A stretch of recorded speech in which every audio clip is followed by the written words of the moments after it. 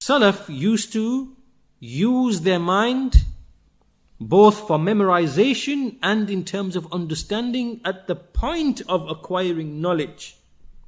Now the Shaykh mentions an amazing story here from Abu Isa at-Tirmidhi. Now this is a comparison between the minds of that time and the minds of this time.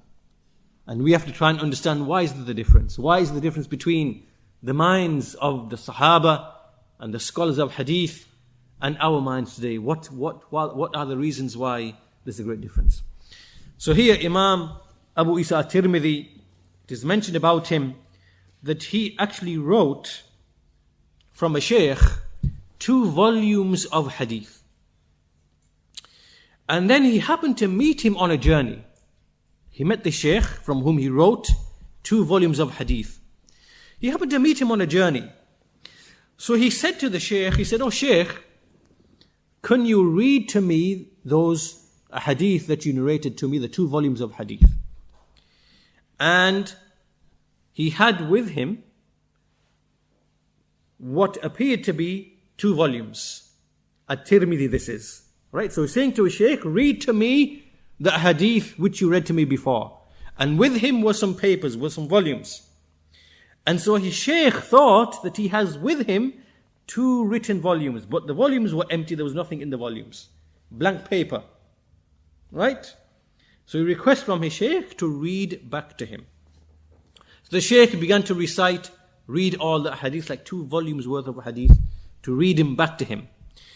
And when the Shaykh finished, he then looked at these papers that are with At-Tirmidhi, and he finds that they are just blank.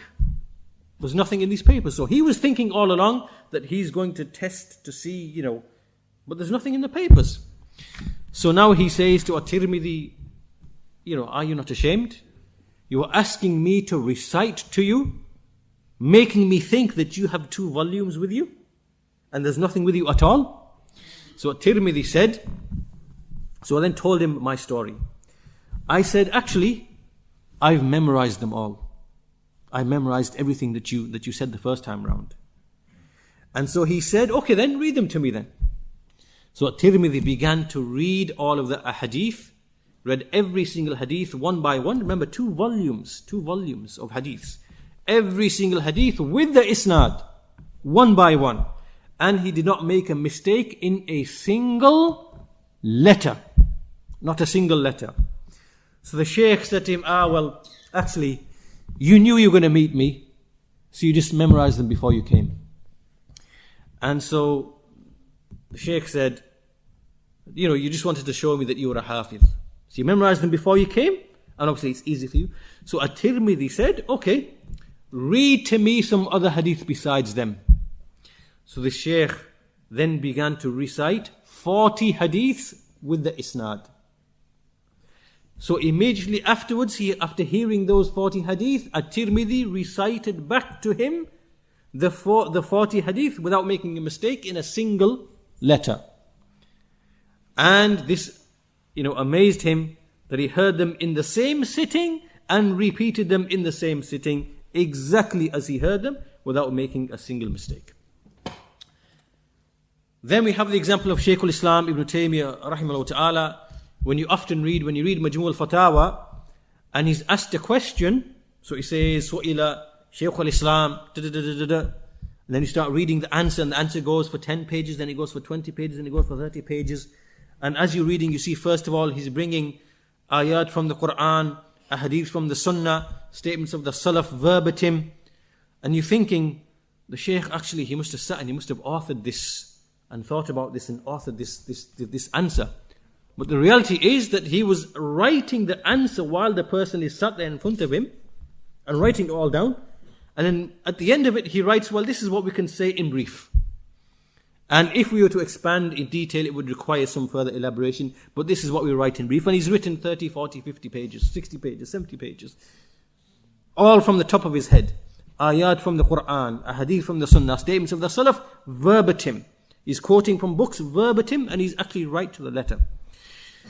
So, you can see how is it that these scholars are able to recall knowledge, what is it that they are doing? They are using their minds. They are using their minds, that they are able at the time of acquisition to understand that knowledge and to put that knowledge in their mind somehow so it stays in there.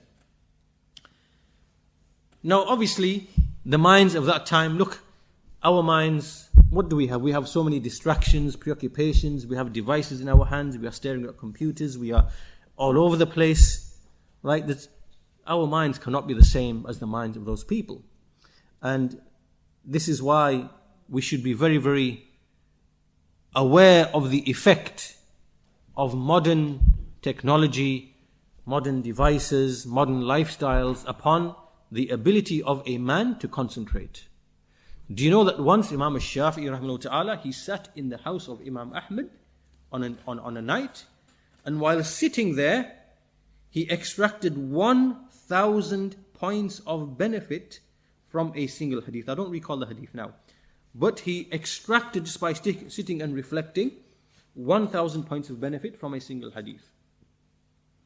That shows the ability to concentrate and to keep the mind focused upon something.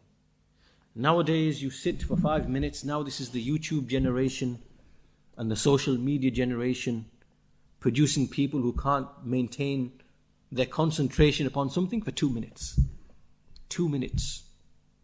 You read something and by the time you've got to the middle of the page, that's it. You can't keep the concentration. This is the danger of technology. And so my advice to you would be that be careful of this danger, because it will impact you, it will impact your children in a very negative way. This is the danger of technology. There are two sides to technology. There is a beneficial aspect, no doubt. We don't deny there's a beneficial aspect. Rapid communication, check on your family, keep in touch when you're traveling. These are practical things which you can use technology for. Likewise, that you can download lectures and whatever else. But there's also another side where you are deceived into thinking that you are doing something of benefit, which appears to be beneficial, but in the long term it's not benefiting you at all. You're sitting there just all day, just retweeting this, retweeting that, doing this, doing that, social media, WhatsApping this, whatever, little benefits. To be honest, you don't remember benefits through devices. You remember benefits when you sit at a book, you have a pen, you read, you make notes, you rewrite them. This is what sticks in your mind. This is proven scientifically as well. They tell you that when you read something, for example, on Kindle or a device or an iPad and you're reading, that reading is not the same as reading a physical book. This is scientifically proven that you will not retain the same as when you read an actual book. And this we know from experience as well. A person can experience this as well. So do not be deceived by the lure of technology. Stick to the standard traditional means of acquiring knowledge. Use your mind, implement your mind. Right? This is something that we have lost because of the circumstances of our lives and technology and so on and so forth. And you don't find this. You find people who are gifted naturally. They are gifted and they develop an amazing memory, whatever else. These are very, very rare. But in those days, it was normal amongst the people of hadith to be able to memorize a hadith and to repeat something immediately after they've heard it. Now this ability is lost. This is how knowledge used to be taught.